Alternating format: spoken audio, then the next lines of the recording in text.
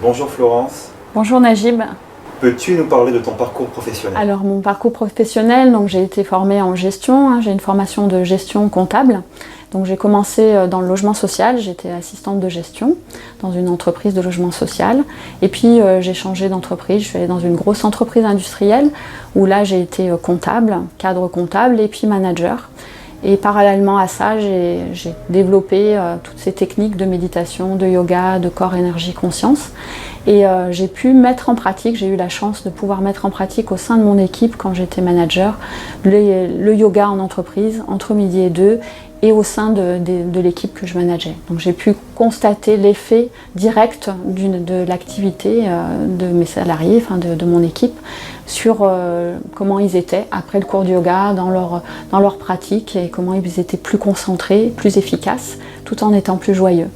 Donc voilà, et puis progressivement, ce métier m'a beaucoup plus plu et j'ai eu envie de vraiment me consacrer complètement aux activités de bien-être, et j'ai changé, j'ai démissionné de mon entreprise pour créer mon lieu et développer ces activités. Florence, quelles sont les différentes pratiques que tu proposes?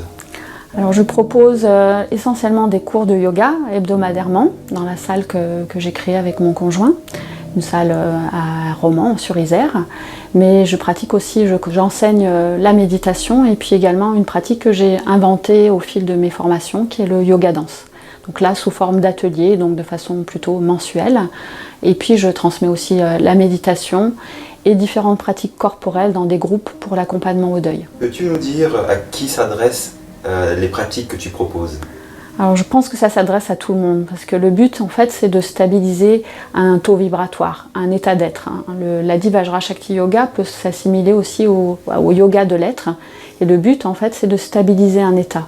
On traverse tous dans notre vie des états d'être qui sont plus ou moins confortables, et donc le fait de stabiliser un taux vibratoire, un état d'être, c'est de dire dans mon quotidien, donc je ne vais pas au yoga juste pour un pic expérience et dire voilà j'étais super bien dans mon cours de yoga, mais c'est de dire voilà je stabilise cet état, et dans ma vie quotidienne avec ma famille, dans mes relations personnelles, alors je stabilise la paix, je stabilise la douceur, la joie, et dans tout mon quotidien je le transmets.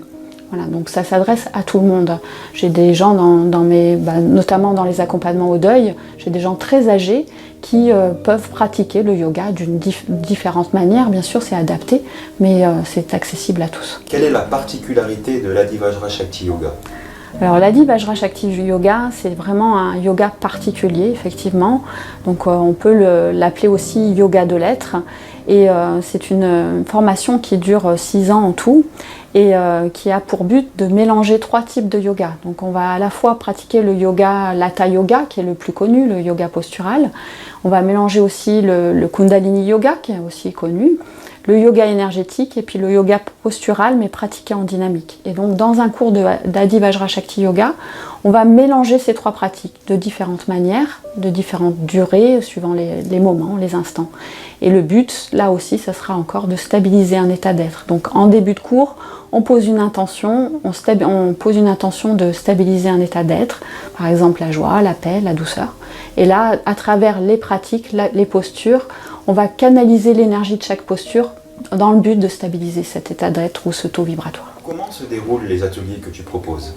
Alors au niveau des cours de yoga, des ateliers Adi Vajra Shakti Yoga, on va commencer d'abord par une pratique de méditation, de se centrer, de sentir son corps, comment il respire, les sensations de son corps, une prise de connaissance en fait de l'instant présent avec son corps.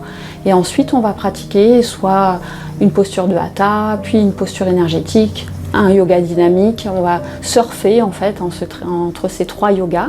Et puis on finira à la fin de la séance par une relaxation ou bien par une méditation pour justement sentir les effets de toutes ces pratiques, de toutes ces postures de yoga, et sentir comment on est à ce moment-là et stabiliser. Et à travers le moment de silence, le moment de relaxation, on va pouvoir stabiliser, faire circuler toutes ces énergies dans son corps pour stabiliser l'état qu'on a touché. Je vais te poser une question un peu plus personnelle. Je veux savoir jusqu'à quel point cette pratique du yoga t'a impacté spirituellement et dans ta vie. Tu as un peu répondu à cette question tout à l'heure, mais est-ce que tu peux être un peu plus précise? Alors, je pense que dans mon quotidien, ce qui a changé fondamentalement, c'est justement la stabilité de mon taux vibratoire.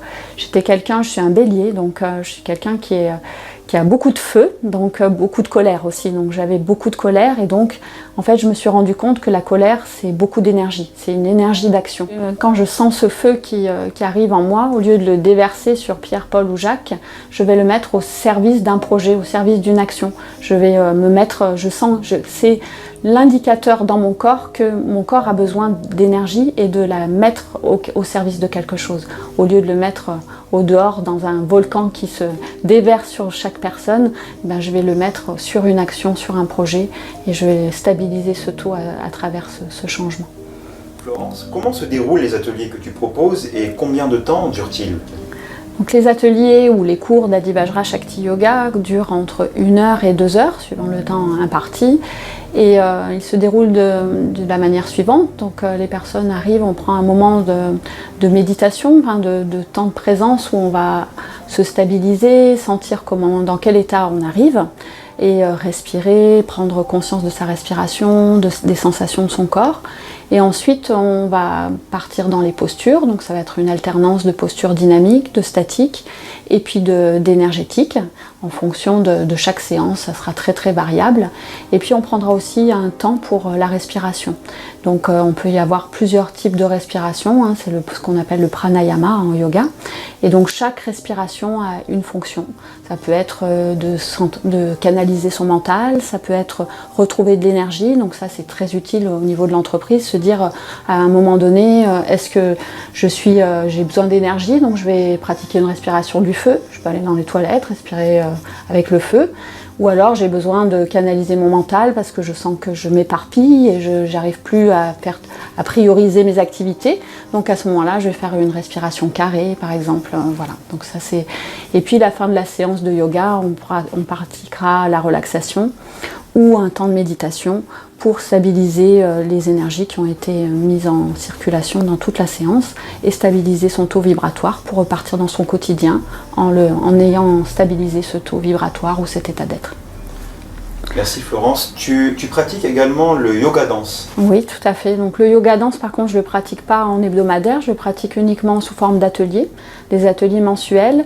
Par contre, là, ils sont organisés autour d'un thème. Donc en général, j'utilise beaucoup les éléments. Donc on va faire un atelier yoga danse sur la terre, sur l'eau, sur le feu. Et là, je vais utiliser en fait le yoga pour préparer le corps à la danse. Et la danse, ça sera une danse libre. Et là, on va préparer le corps avec différentes postures. Donc je vais canaliser aussi l'énergie, par exemple, du feu à travers des respirations. Donc là, on sera bien sur la respiration du feu. Et puis, on va cheminer dans les postures en lien avec l'élément. Donc je vais choisir à l'avance les postures qui vont travailler l'élément. Et ensuite, quand le corps sera bien préparé à travers les respirations et les postures, alors il pourra être disponible pour la danse. Donc une danse libre qui va s'organiser à travers une progression musicale, la danse des 5 rythmes. Donc on va partir d'une musique très fluide pour monter progressivement. C'est comme une vague et on va arriver au sommet de la vague où là on va complètement lâcher, une musique plutôt tribale dans laquelle l'énergie va être complètement stimulée. Et puis progressivement là aussi pour stabiliser et que ce soit pas juste un pic expérience, on va redescendre tranquillement dans la vague vers une musique beaucoup plus douce pour intégrer tout ce qui sera passé, tout ce voyage et l'intégrer là aussi dans son quotidien et le mettre au service de sa vie. Florence, quels événements dans ta vie t'ont incité à emprunter cette voie de la pratique du yoga notamment? Alors, j'ai eu la chance de tomber dans une famille qui était déjà prédisposée à ce type de pratique. J'ai eu beaucoup de chance, C'était un petit peu un berceau, donc j'avais des grands-parents qui, à la retraite, se sont mis à être enseignants de la méthode Vitos. C'est ce qu'on appelle aujourd'hui, ça s'apparente beaucoup à la méditation de pleine conscience. Donc quand j'étais petite avec mes cousins, on avait des relaxations de ma grand-mère avant de s'endormir. Donc déjà j'ai été baignée enfant. Ma mère, à l'âge de 30 ans, est passée de directrice de centre aéré à être pratiquante de yoga aussi. Elle a transmis le yoga puis le qigong.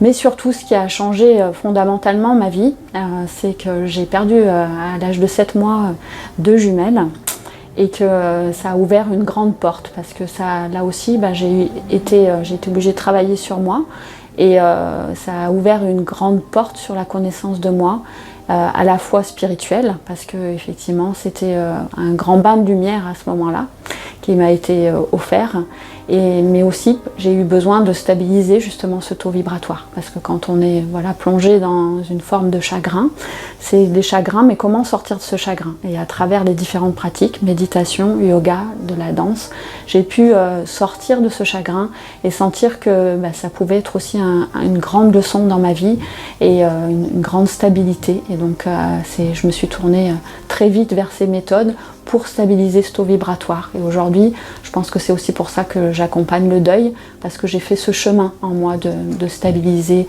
le chagrin, de transformer la tristesse en joie. Merci beaucoup Florence.